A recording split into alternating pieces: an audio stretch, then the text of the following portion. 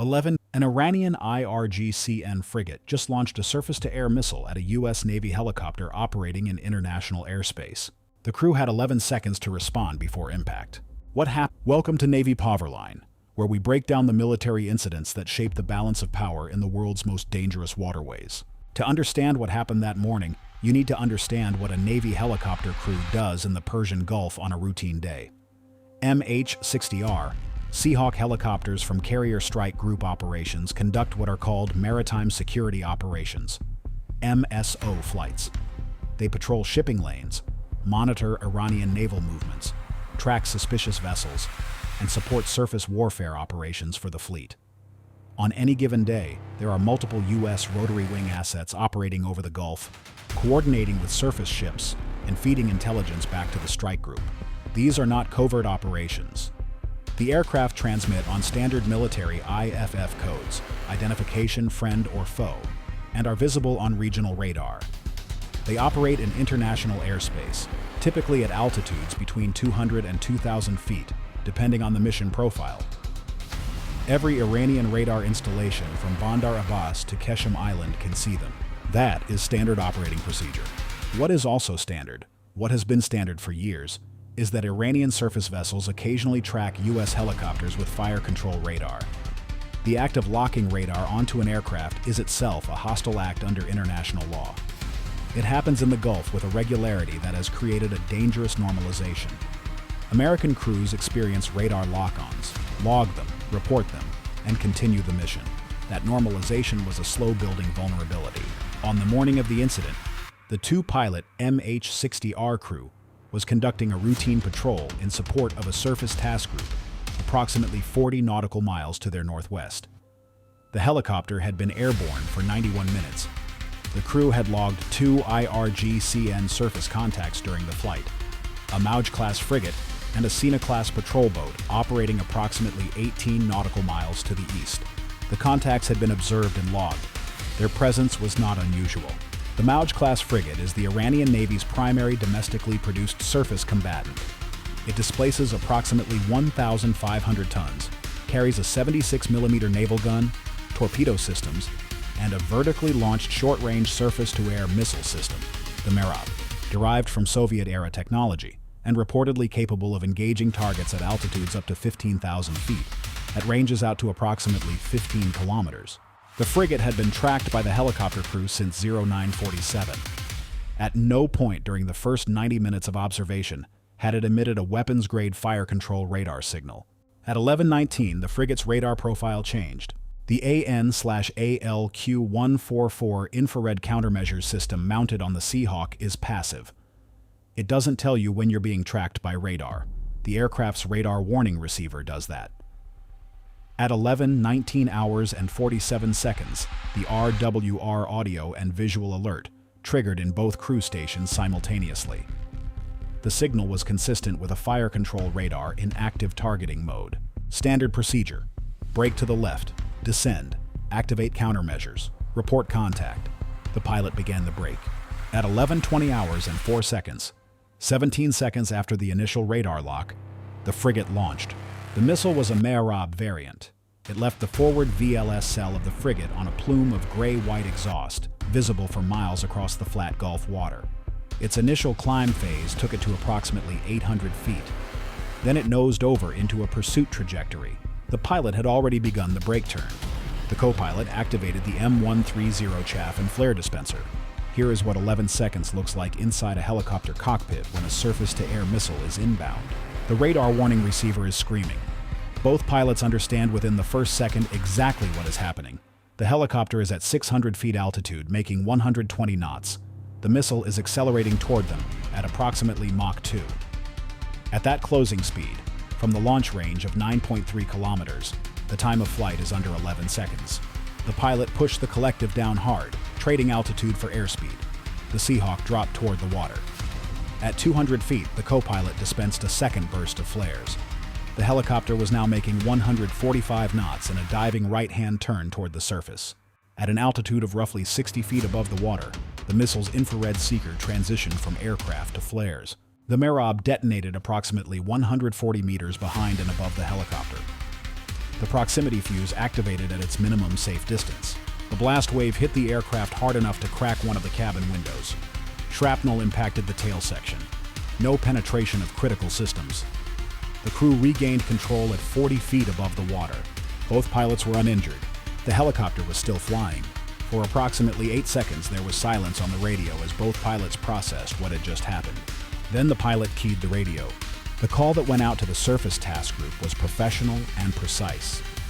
It reported the missile launch, the aircraft's condition, the position of the firing vessel, and the crew's immediate status. It was logged at 11:20 hours and 22 seconds, 40 miles to the northwest. USS Laboon, an Arleigh Burke-class destroyer serving as the task group's surface warfare commander, received the report while its crew was in the middle of a damage control drill. The drill was immediately suspended. The commanding officer of USS Laboon had received a missile launch report on a U.S. aircraft from an identified Iranian naval vessel in international airspace. This was not an ambiguous situation. Iranian state media would later claim the helicopter had violated Iranian airspace, a claim that GPS track data, multiple independent radar records, and the position logs of 3 separate surface ships directly contradicted. The CO had 2 decisions in front of him. The first, whether to immediately engage the MH-class frigate under existing rules of engagement. The missile launch constituted an act of war under international law. USROE for hostile fire in the Gulf permitted immediate self-defense response. The Arleigh Burke carries Harpoon anti-ship missiles with a range of 67 nautical miles. The frigate was 58 nautical miles from Laboon's current position, within range. The second, whether to request authority from Fifth Fleet before acting. He requested authority. This is the decision that would be debated in after-action reviews for months. Doctrine supports immediate self-defense response. The officer followed the more conservative path, escalating up the chain for authorization before firing. His reasoning, as documented in later testimony, was that a unilateral decision to sink an Iranian frigate without executive-level coordination could trigger a full naval engagement across the Gulf before Washington had any ability to shape the response. The request reached Fifth Fleet headquarters in Bahrain at 11:24.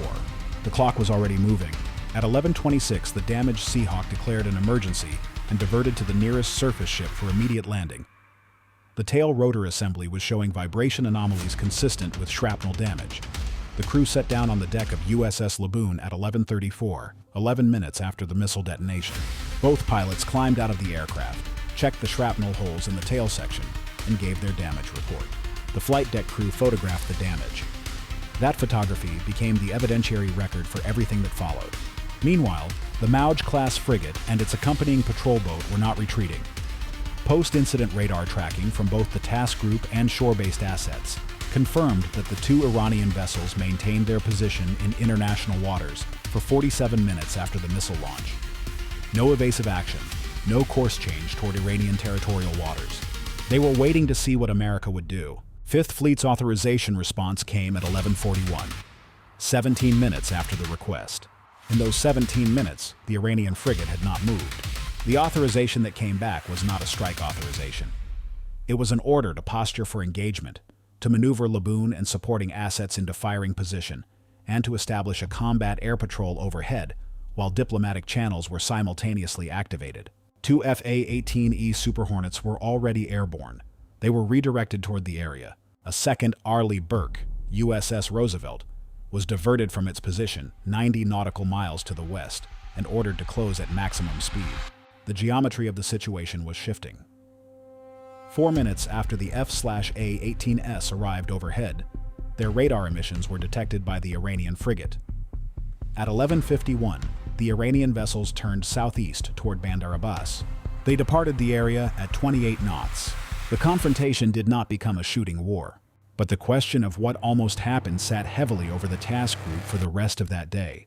At the Pentagon, the incident was classified and entered the formal complaint process through diplomatic channels within the hour. A direct communication was sent to Iranian military leadership through back-channel routes that both sides maintain for exactly these situations. Unofficial lines specifically designed to prevent a misunderstanding from becoming a catastrophe. The Iranian response, delivered through the same channel, denied that a missile had been fired in anger. The official position was that the MH-class frigate had conducted a defensive radar test, and that any munition deployment was a technical malfunction. The shrapnel holes in the Seahawk's tail section suggested otherwise. The public statement from CENTCOM that afternoon was measured. It confirmed an unprovoked missile launch against a U.S. Navy helicopter operating in international airspace and reported no U.S. casualties and minor aircraft damage. It called the action a reckless and dangerous provocation and said the United States reserves the right to respond to hostile fire at a time and place of its choosing. That last phrase is deliberate language. It is not a threat of immediate retaliation. It is a signal that the accounting is not closed.